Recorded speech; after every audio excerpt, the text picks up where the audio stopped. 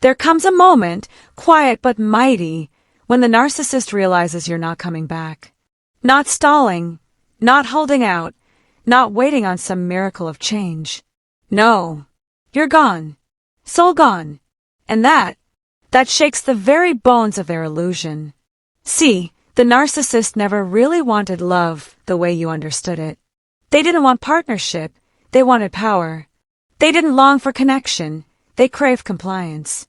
You were supposed to orbit them like a satellite, glowing just enough to reflect their shine. But now you've cut the cord, drifted into your own sky, and that's when their world begins to crack.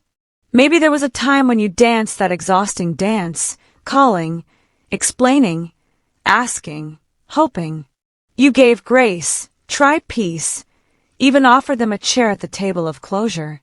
And they threw silence like daggers, wore confusion like a mask, tossed out a breadcrumb or two, then vanished into smoke.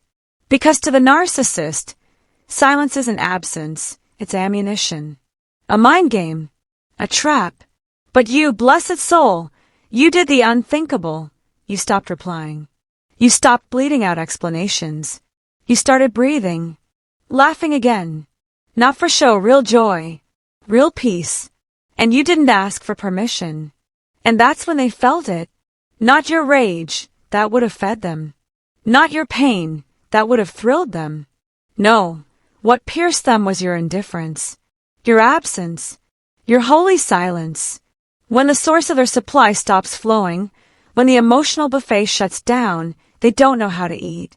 You were their mirror, and now there's no reflection. Just shadows. And they'll never tell you this. Pride won't allow it. But the moment you walked without looking back, a part of them fractured. Not because they loved you, don't fall for that lie. It's because they were losing control. The narcissist doesn't want a partner, they want an echo. And you were too brave to keep echoing their chaos. You used to be the fixer, didn't you? The peace bringer. The one apologizing for waves while they were out there punching holes in the boat. You patched. You prayed. You bled quiet tears just to keep the peace. And why? Because they built the storm. They live in it. They conjure it like some twisted magic show just to keep you spinning in circles. But the day you stepped off that stage, refused the role, refused to play their script, that was the day the lights dimmed for them. And maybe you can't go no contact. Maybe there's custody. Maybe there's entanglement. Then you go gray rock, calm, cold, clean. No spark, no emotion, just facts. Logistics. You become invisible to their ego. But if there are no chains, cut the cord. Because even a sliver of contact is a door, and trust me, the narcissist only needs a crack to slither in and poison the peace you fought to build. And listen closely now. Don't you dare let the dust of their rejection settle in your spirit. That voice whispering, maybe I wasn't enough, that's not your voice. That's them.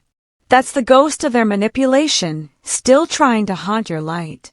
The narcissist will devour any emotion you offer. Love, yes, but also fury, fear, desperation.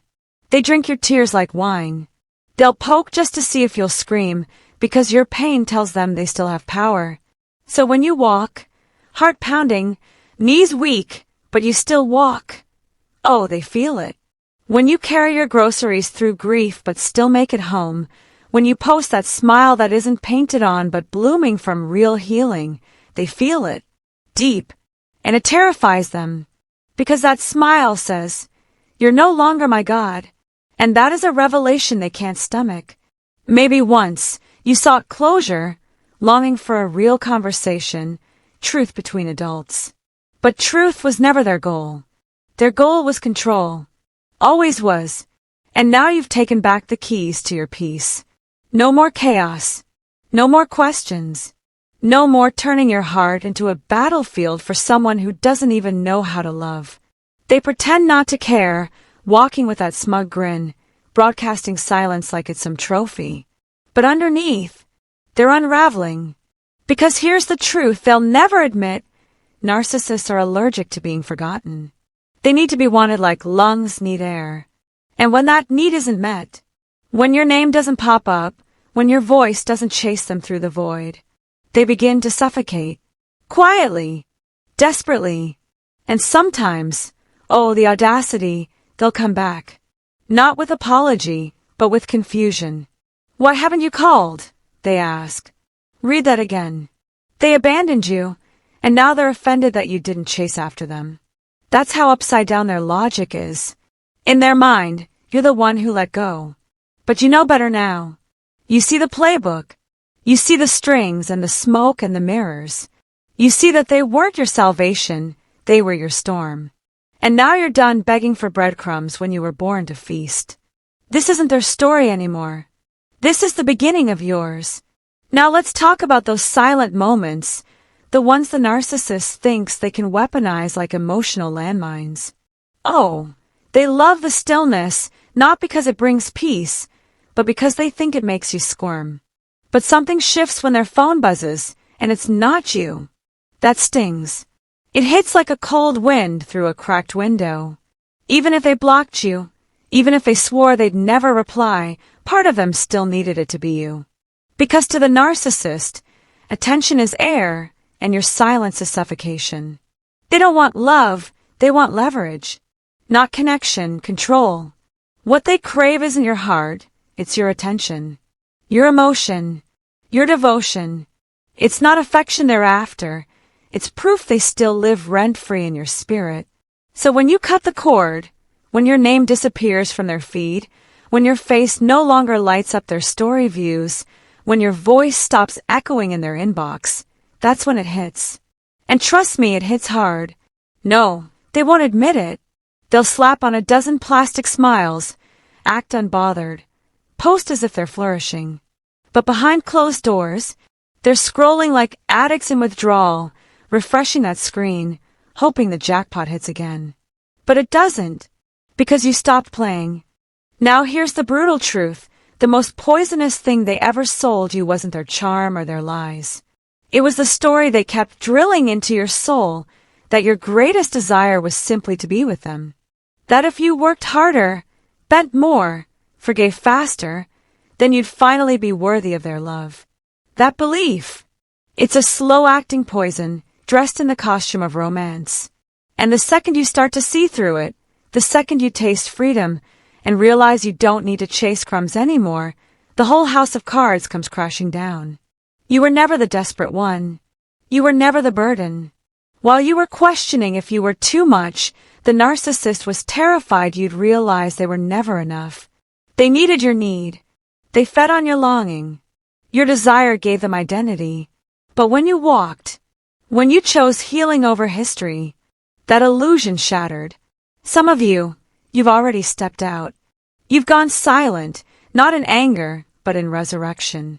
You stopped explaining. You stopped justifying your boundaries. You started living again. And to the one still standing at the edge, wondering if you can do it too. Yes, you can. When you stop trying to rescue someone from the storm they created, you win. Not loudly, not theatrically. Quietly. Completely. And sure, they'll run to someone new. They always do. Another audience. Another admirer. But none of it hits like you did. Because you weren't just another name in their contact list. You were the mirror that showed them what they lacked. You were the deep soul, the tender heart, the one who saw their wounds and still offered warmth.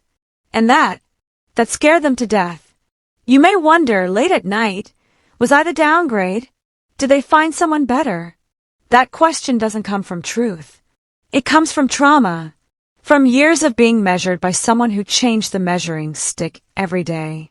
But let me speak into your spirit right now. You are not a downgrade. You never were. They didn't leave because you lacked something. They ran because you had something they couldn't fake. Depth. Integrity. Love. The kind of love that holds space, that heals, that sees. And they couldn't stand in the light of that kind of truth without burning. So they ran. Not towards someone better, but into distraction, chaos, surface-level games. You showed up. You stayed soft in a world that tried to harden you. You gave from a full cup. That's what scared them. That's what made them retreat behind their games and masks. But now the mask is slipping, isn't it? Because you're rising. See, they hoped you'd stay stuck, broken, waiting.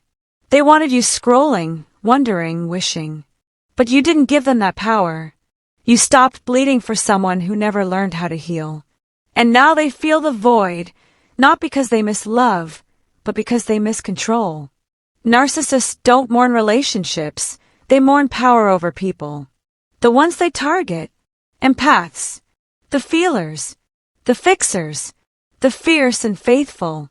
That's who you are. But when that bond breaks, when you, the empath, choose yourself, they feel it like a spiritual amputation. The loss of your light leaves them in the dark, and they have no lamp of their own. But you have the right to peace. You're allowed to be single, to heal slowly, to not rush into another whirlwind. You don't owe anyone a comeback story wrapped in pretty bows. You owe yourself safety. You owe yourself truth. You owe yourself you. Let me say this before I go. Knowing your worth is not arrogance. It's spiritual clarity. It's survival. Narcissists walk around holding broken mirrors, trying to see themselves in everyone else. But you carry a light they couldn't handle. And that light, it's yours now. It always was. When you leave the storm behind, you might feel small. You might feel cracked. But that's not the truth of you. That's residue. That's what happens when someone chips away at your soul, one dismissive glance, one gaslighting comment at a time. And yes, it'll whisper, maybe I wasn't enough. Maybe the new person is better. But I promise you that's not wisdom. That's the echo of emotional abuse. You were never a placeholder. You were the blessing they didn't know how to receive. So now it's time to detox the poison. Clean the mirror. Reclaim your name. Don't let the shadow of their damage define your future. Their choices are not your fault. Their emptiness doesn't shrink your worth. Their betrayal does not stain your heart. They can keep chasing the illusion. You're walking into the truth. Now let's pull back the curtain on that so-called new supply. People obsess over it like it's some shiny trophy, proof that the narcissist traded up. But let me tell you something. That's not an upgrade. That's a rerun. That new person, they probably know your name. Not the truth of you, of course. Just the twisted, distorted version the narcissist sold them, laced with lies, salted with half-truths, polished with projection. That's triangulation 101. The narcissist's favorite party trick. And now that new soul is tangled in the same web you just cut yourself free from. Don't envy them. Don't compare yourself. Don't compete. You didn't lose anything, you escaped. That new supply isn't chosen because they're better. They're chosen because they're next. You see, narcissists don't form relationships. They form attachments. Hooks. Leashes. They don't build love. They build control systems. So what you brought to the table, your empathy, your loyalty, your unshakable truth, that wasn't just rare. That was sacred. That was human. That's what they couldn't return. And no, I'm not here to sugarcoat your pain or throw sparkles on your healing. I'm saying this because it's real. The reason it hurts so deeply is because you were real. The narcissist wasn't. That's the whole story in one breath. So if you ever scroll through something, a quote, a video, even a voice like mine, and it makes you feel smaller, pause. That's not truth. That's a distortion. You were never meant to shrink in order to grow. Growth should stretch you, not snap your soul in half.